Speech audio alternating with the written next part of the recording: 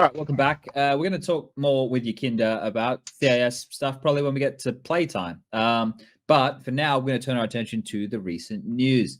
So, ladies and gentlemen, boys and girls, if you missed the sad news in recent times, North, they are no longer operational as an organization in any video game, not just Counter-Strike. I remember we had Graham when he was talking about Apex. I don't know if he mentioned FIFA as well, but I remember there were other games involved. Yeah, definitely had a FIFA as well. And just a quick rundown of North for those people playing at home. They were org for about 4 or 5 years. I don't know the exacts, probably about 4 or 5 years. I think 2017, early 2017. Okay.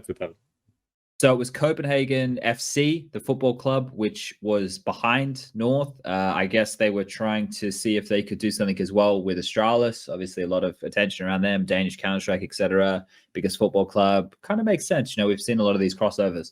Unfortunately, it's not to be. So I guess that the shareholders over there are playing with a finite mindset as opposed to an infinite mindset. If you want to read there's a lovely book by Simon Sinek. Did I say his name right? Anyway, I'm not going to go off on a tangent. It's like I haven't even finished the book of. Anyway, we don't have North anymore. Striker, are you sad?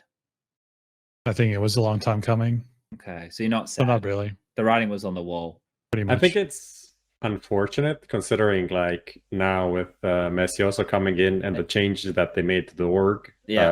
Obviously the changes like MSL, AZ, KRB before leaving the team were to kind of cut the costs and be like a more reasonable organization, because their plans to like compete with Astralis to be the Danish #1 failed. So they're like, okay, let's kind of do a different spin.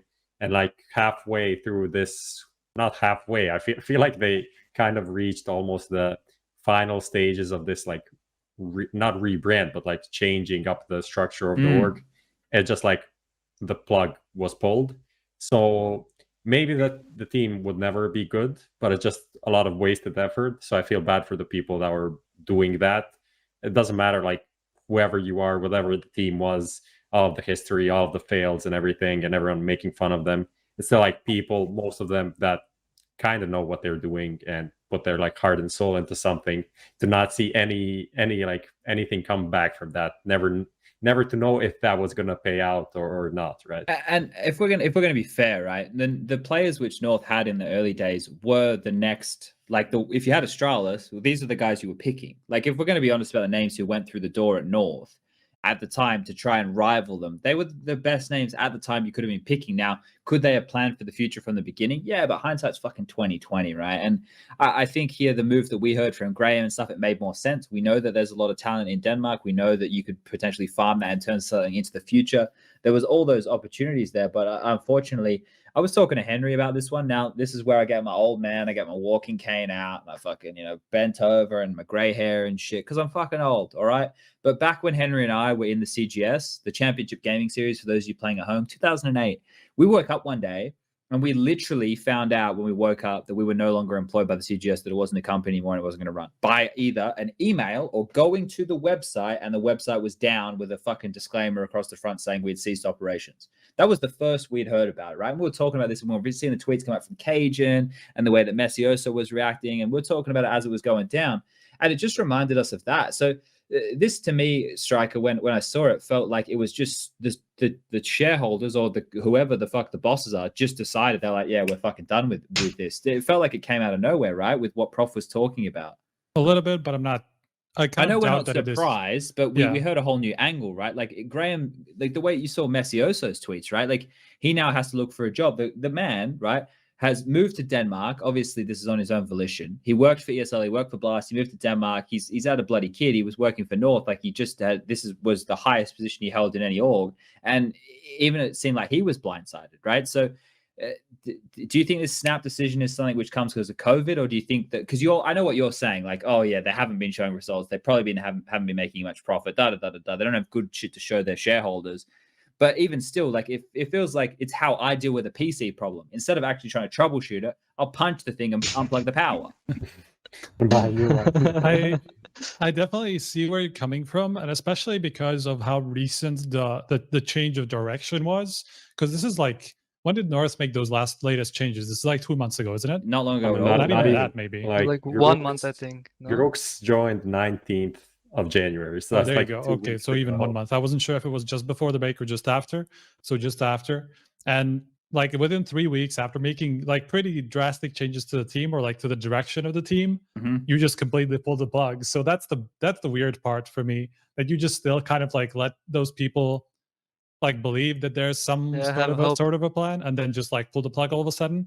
So that's the weird part for me. So maybe like it could be like a situation where like a sponsor pulled out entirely, like the Nordisk film, like the one of the main people behind, like in conjunction with FC Copenhagen. So I guess like it came down to that one of the sponsors just decided, fuck it, it's just not worth it anymore, and just pulled out. And that's why the organization reacted this way. Because otherwise, I just don't see why they would make those changes earlier in the year. They would just like pull the plug at that time. So that's probably what happened. Well, this is where I want to bring you in, Yukinda, because the players who were left, right, when all of this kind of fell apart, we've obviously got Cajun B. We know that MSL and AZ were on the bench. We know Lecro was still there. I'm just trying to make sure I have the full fucking roster here.